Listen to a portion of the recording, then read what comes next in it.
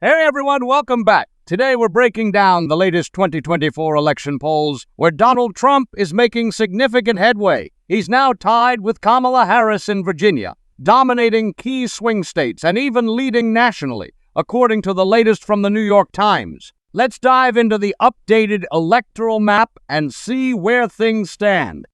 But before we get into the details, hit the subscribe button, like this video, and leave your thoughts in the comments. Thank you for your support. First, let's look at the solid states for both candidates. Harris is expected to take California, Hawaii, Vermont, Massachusetts, Connecticut, Rhode Island, Maryland, Washington, D.C., and Maine's 1st District. On Trump's side, he's got Utah, Wyoming, Idaho, Montana, both Dakotas, Kansas, Oklahoma, Missouri, Arkansas, Louisiana, Mississippi, Alabama, Tennessee, Kentucky, West Virginia, Indiana, South Carolina, and Alaska in the... This gives Trump a solid foundation with 125 electoral votes right from the... Now let's talk about Virginia. The latest poll shows Trump and Harris are tied at 45.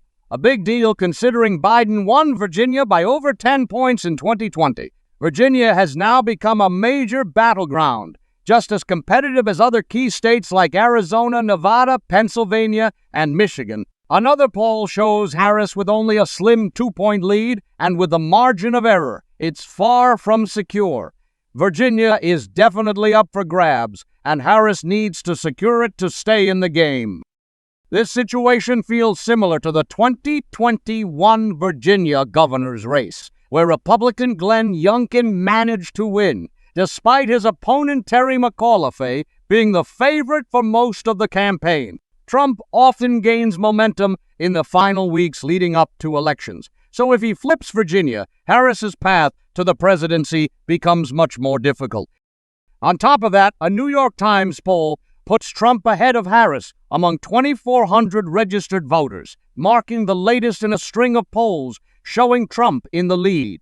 Even the Times, which leans left, is reflecting Trump's strength in the race. Trump could even lose the popular vote by a small margin and still win the Electoral College. Harris, on the other hand, would need a national lead of 3 to 5 points to have a strong chance of winning, and right now, that seems unlikely.